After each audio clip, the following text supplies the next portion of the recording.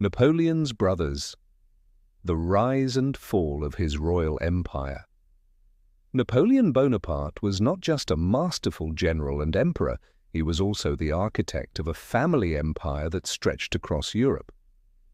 With thrones to distribute and crowns to bestow, Napoleon placed his brothers in positions of unprecedented power, transforming a modest Corsican family into a royal dynasty.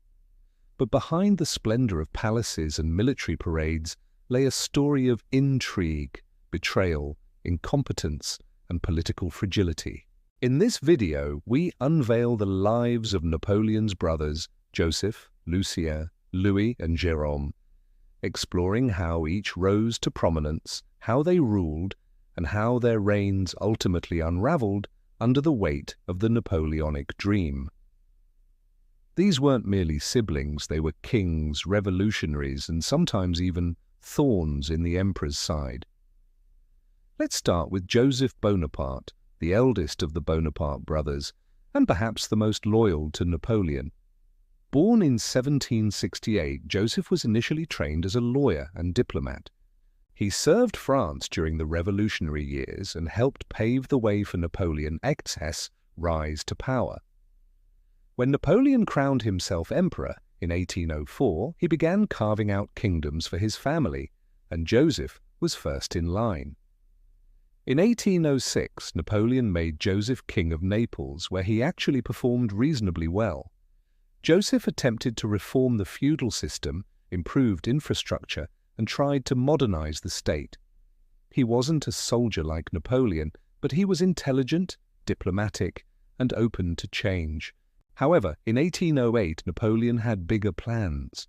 After deposing the Spanish Bourbon monarchy, he made Joseph king of Spain, a role for which Joseph was woefully unprepared. The Spanish people rejected him, viewing him as an illegitimate foreign ruler.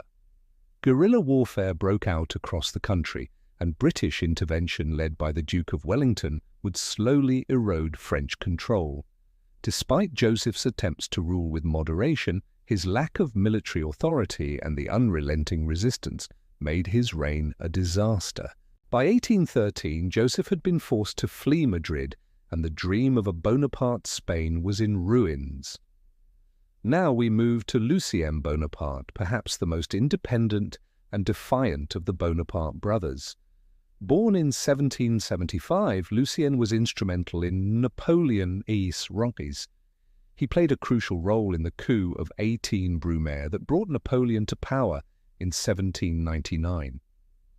A gifted orator and politician, Lucien served as president of the Council of 500 and helped engineer Napoleon's transformation from general to first consul. But, unlike his other brothers, Lucien refused to become a pawn in Napoleon's dynastic ambitions. He clashed with Napoleon over politics and marriage. Lucien had married without his brother's consent, something Napoleon took personally. As a result, Lucien was excluded from power. Napoleon offered him kingdoms, Portugal, Spain, but Lucien refused. He saw himself as a republican and despised the idea of becoming a puppet king. In fact, in 1804, when Napoleon declared himself emperor, Lucien left France in protest and went into voluntary exile. He eventually settled in Italy and was even imprisoned by the British during the Napoleonic Wars. While his brothers wore crowns, Lucien wore defiance. He represents the alternative path of the Bonaparte family, one not built on thrones but on principles, even if those principles left him sidelined from history's grand stage. Third in line is Louis Bonaparte, born in 1778, and perhaps the most tragic of Napoleon's brothers. Louis was made King of Holland in 1806 after the Batavian Republic was transformed into the Kingdom of Holland. Napoleon hoped Louis would simply obey instructions and govern as a French proxy. But Louis took his duties seriously. He learned Dutch, adopted local customs, and tried to act in the best interest of his subjects rather than his brother. His efforts won him some admiration among the Dutch, but angered Napoleon. When Louis refused to enforce harsh French conscription laws or economic policies like the continental system, tensions between the brothers escalated. By 1810, Napoleon had had enough. He invaded Holland and forced Louis to abdicate. The Kingdom of Holland was annexed directly into the French Empire. Louis fled into exile, a broken man. Interestingly, his legacy lived on through his son, Louis-Napoleon Bonaparte, who would later become Napoleon III, Emperor of the French, from 1852 to 1870. So, while Louis's reign was short and turbulent, it planted the seeds for a future revival of the Bonapartist name. And finally, we arrive at the youngest of the brothers, Jérôme Bonaparte, the flamboyant and reckless sibling who became King of Westphalia. Born in 1784, Jérôme was barely more than a teenager when Napoleon rose to power. He initially joined the French Navy and even married an American woman, Elizabeth Patterson, against Napoleon's wishes. Napoleon annulled the marriage and brought Jérôme back under his control.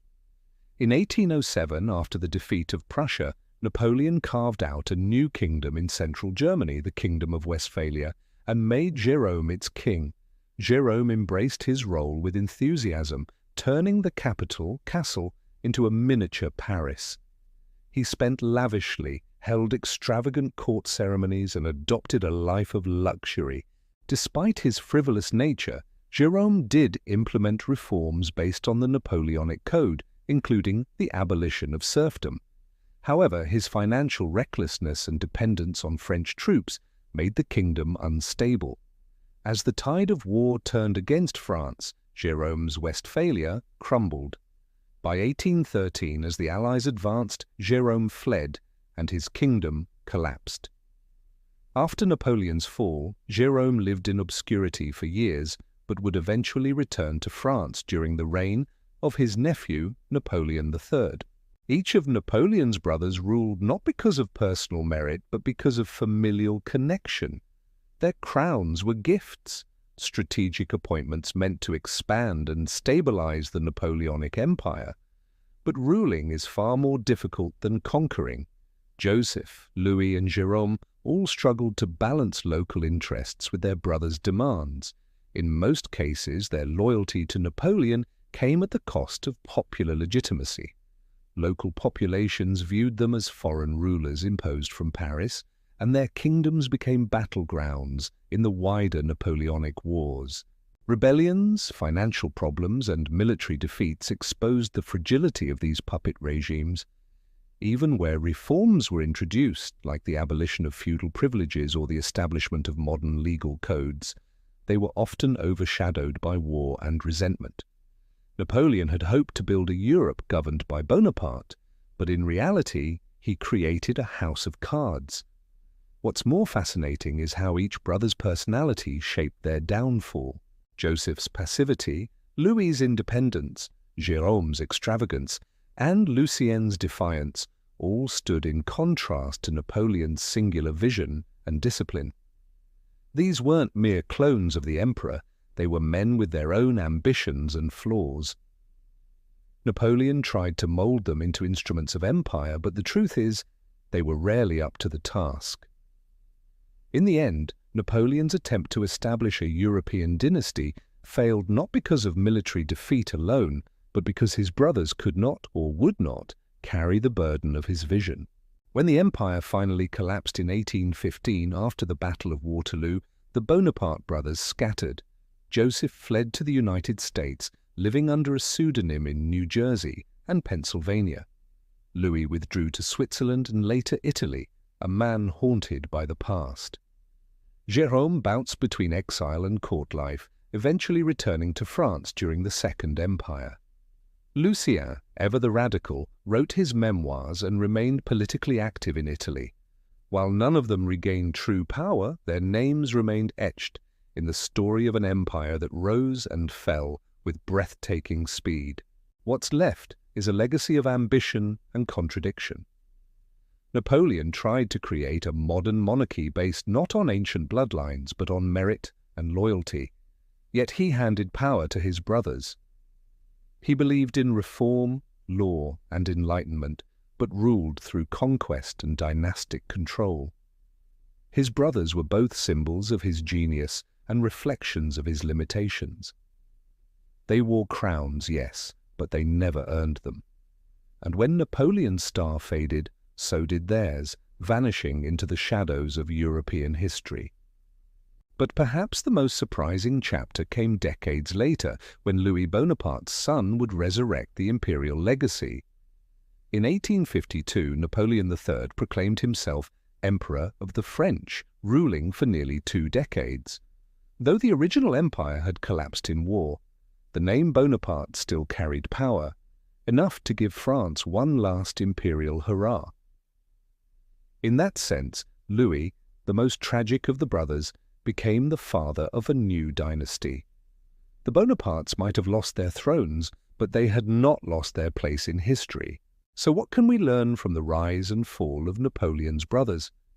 That power given is not the same as power earned, that loyalty, when mixed with ambition, can become a double-edged sword, and that even the most brilliant minds, like Napoleon Hesse, cannot control the hearts and choices of those closest to them.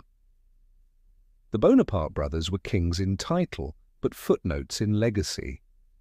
Their stories are less about conquest and more about what happens when ordinary men are asked to wear extraordinary crowns. Thanks for watching. If you enjoyed this deep dive into Napoleonic history, be sure to like, subscribe, and check out our other episodes exploring the rise and fall of Europe's most fascinating leaders. Until next time, history is never just about the battles we win, but the people we become.